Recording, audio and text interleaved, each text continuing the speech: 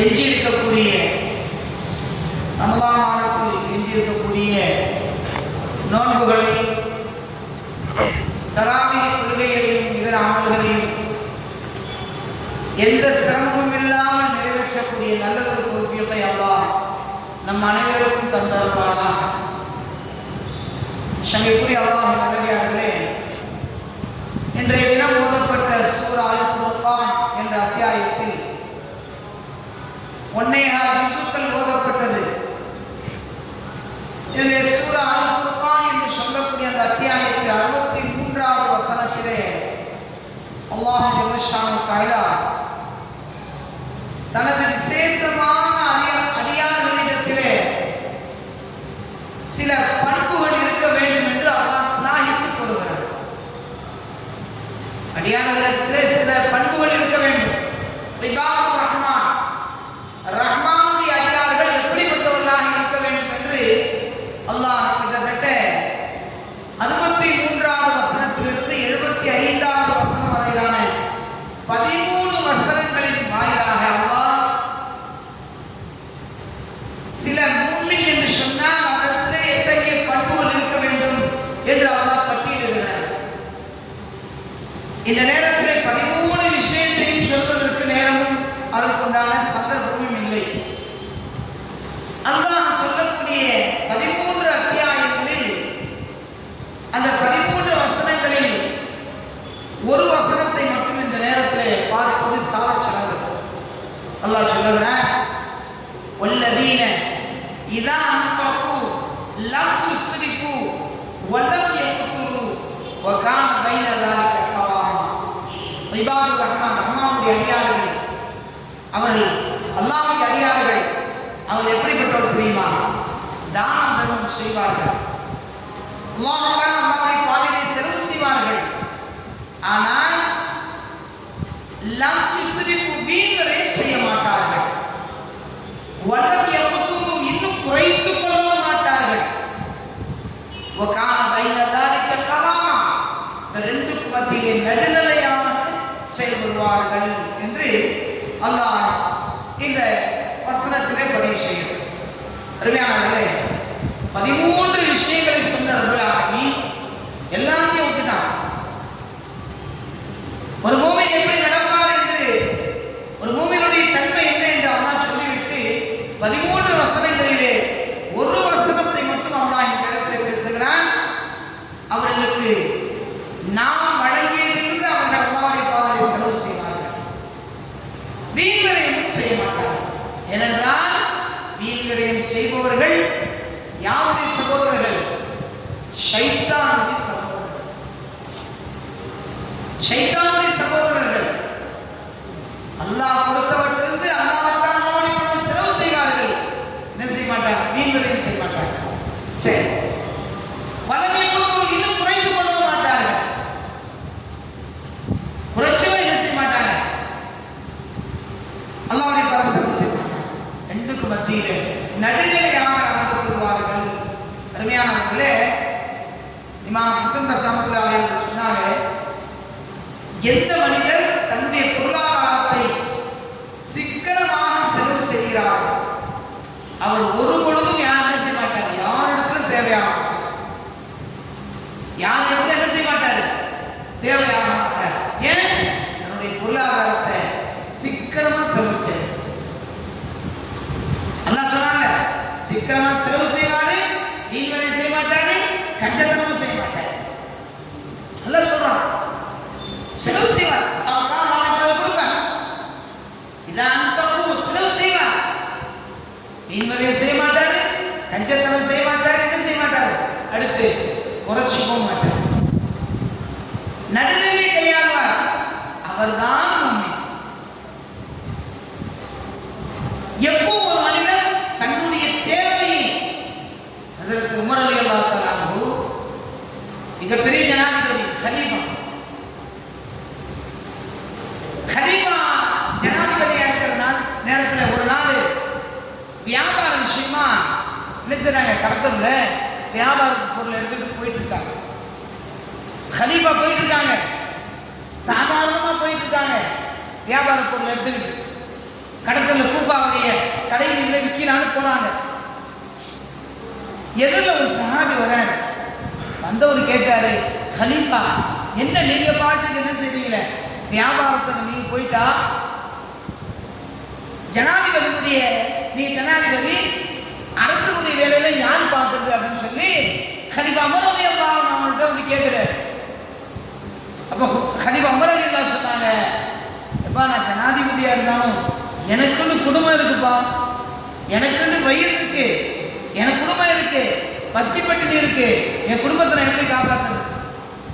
கலீஃபா கேட்டாங்க. உடனே என்ன செய்யப்பட்டு இந்த செய்தி சொல்லப்பட்டுச்சு, அரசு என்ன செய்யணும், ஜனாதிபதிக்கு அரசுல இருந்து என்ன செய்யணும், அவருக்கு ஒரு சம்பள மாறு நிர்ணயம் பண்ணி கொடுக்கணும்னு சொல்லி ஒரு சட்டம் போடுறாங்க.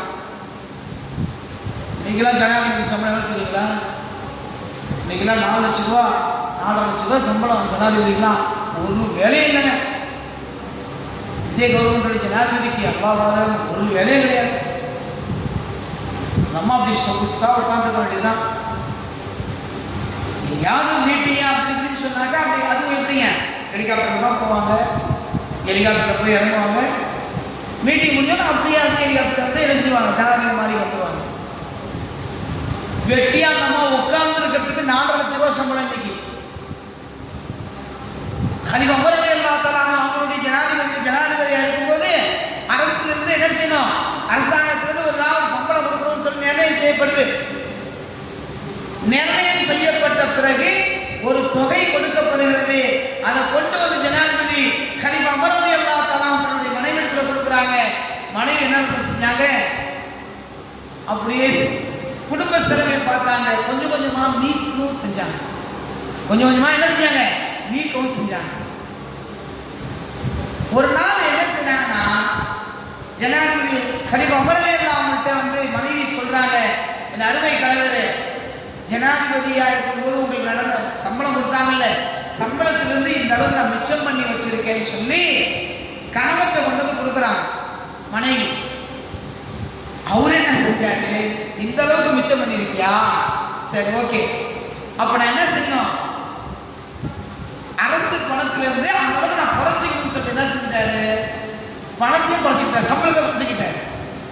நீங்களா யாரும் செய்வா, சம்பளத்தை குறைச்சிக்கிட்டாருங்க. ஏன் அல்ல என்ன சொல்றாங்கல்ல, இதா அன்பு லம் யுஸ்ரிஃபு, செலவு செய்ய அல்லாஹ் கவாரிபால வீண் நிறைய செய்யாத, உலக பத்து குறைச்சிக்கும் குறைக்காது,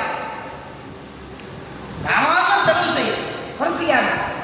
ஆனா இந்த அம்மா என்ன நம்ம செஞ்சு கொஞ்சம் கொஞ்சமா தன்னுடைய சுய தேவைகளை என்ன மிஞ்சி மிஞ்சி போல சாப்பாடு, ஏன்னா இது மளிகை பொருள் ஜாமான் ஆகும் வாங்கிட்டு அதுலேருந்து கொஞ்சம் கொஞ்சமா மிச்சம் பண்ணி என்ன செஞ்சு கணவர் நம்மளை பாராட்டுவாருன்னு நினைச்சு அந்த அம்மா காட்ட போய் ஜனாதிபதி பார்த்தாரு, இந்த அளவுக்கு குறைஞ்சிருக்கு, இந்த அளவுக்கு மிச்சப்படுத்தி வச்சிருக்கியா அப்படின்னு சொல்லிட்டு அந்த பணத்தை வாங்கிட்டு போய் அரசு கசான போய் சேர்த்துட்டேன்.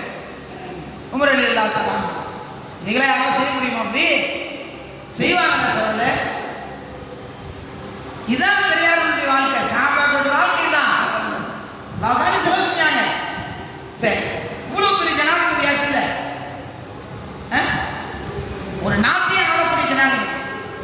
இன்னைக்கும் என்ன பேசப்படுது, இந்த இந்தியாவிலே ஒரு அரசு அமைய வேண்டும் என்று சொன்னால், ஒரு அரசு இது இப்படித்தான் இருக்க வேண்டும் என்று சொன்னால் கலீஃபா உமர் ஜனாதிபதி உமருடைய ஆட்சி போல் இருக்கணும்னு சொல்லி இன்னைக்கு வரைக்கும் பேசிட்டு இருக்காங்க. ஏன்னா அந்த அளவுக்கு தான் ஆட்சி செஞ்சாங்க. அப்படிப்பட்ட ஜனாதிபதி கலீஃபா உமர் ரலியல்லாஹு தஆலா ஒட்டு போட்ட துணி தான்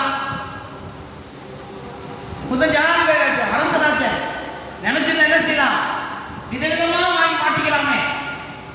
அரசு கசானால இருந்து பணமா இருக்கு, உரிமை இருக்கு, இவங்களுக்கு கூட ஒரு நிர்ணயிக்கப்பட்ட சம்பளம் இருக்கு. இது இல்லாம அரசு கசானால எவ்வளவு நேரம் செலவு பண்ணிக்கலாம், செஞ்சிருக்கலாம். சொல்லு, அவர்களுடைய மரணம் நேரத்திலே அவருடைய ஆணை 83 ஒட்டுகள் போட்டதாக சொல்லுவார். 83 ஒட்டு. அப்ப எந்த அளவுக்கு அவங்களுடைய செலவினத்தை குறைச்சிருப்பாங்க, எந்த அளவுக்கு சிக்கனத்தை கடைபிடிச்சிருப்பாங்கன்றதுக்கு நமக்கு இதுவெல்லாம் வரலாற்று பூர்வமான உதாரணம்.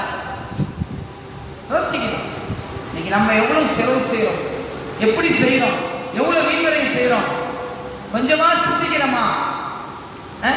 கொஞ்சமாவது யோசிக்கிறோமா?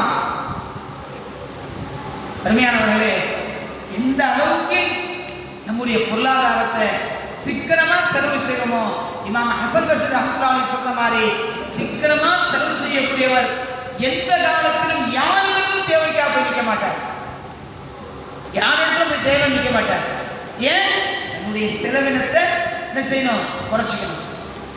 ஒரு நாளைக்கு 4 டீ குடிக்கிற நிலை இருந்துச்சுன்னா 2ஆ மாற்றுவோம். காலையில் ஒரு டீ, சாயந்தரம் ஒரு டீ.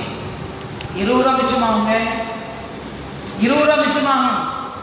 அந்த 20 ரூபா ஒரு நாளைக்கு 20 ரூபா, ஒரு மாசத்துக்கு 600 ரூபா இல்லையா? அந்த 600 ரூபா இருந்தா வேறு செலவாகும். ஏதோ பிரயோஜனமா செலவு செய்யணும். யோசிக்கவே மாட்டோம், நம்ம அது சிந்திக்கிறதே இல்லை. ஆனா மூமினுடைய அந்தஸ்து கிடைக்கும்னு நினைக்கிறோம். அல்லாஹ் சொல்றான், இபாதுர் ரஹ்மான், ரஹ்மானுடைய அடியார்கள் என்று சொன்னால் அவர் இப்படித்தான் இருப்பார். செலவு செய்வார், கஞ்சத்தனம் செய்ய மாட்டார். செலவு செய்வார், நீதிவரை செய்ய மாட்டார். செலவு செய்வார், குறைச்சிக்க மாட்டார். உக்கான பைனதாரிக்கு கவாமா, ரெண்டுக்கு மத்தியிலே என்ன செய்வார்?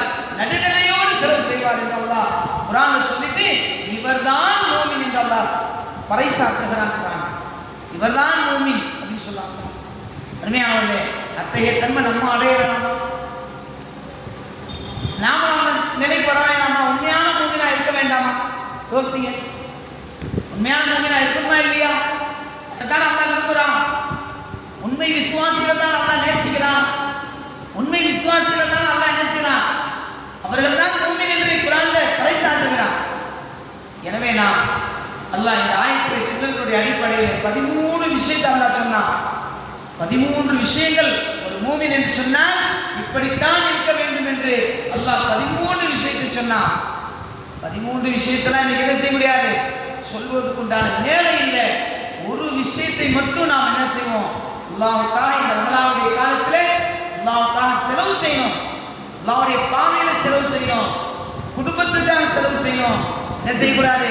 வீண்களை செய்யக்கூடாது, கஞ்சத்தனம் செய்யக்கூடாது, என்ன செய்யக்கூடாது? குறைச்சிக்கவும் கூடாது என்று குர்ஆன் சொல்லுகிறது. எல்லாரும் அல்லாஹ் ஜல்லஷானஹு வ தஆலா அவர்தான் உண்மை மூமின் என்று அல்லாஹ் குர்ஆனிலே சொல்லி காட்டுகிறான். அப்படிப்பட்ட உண்மை மூமின்களாக இந்த உலகத்திலே வாழ்வதற்கு வல்ல ரஹ்மான் நம் அனைவருக்கும் நல்லது தௌஃபீக் செய்வானாக.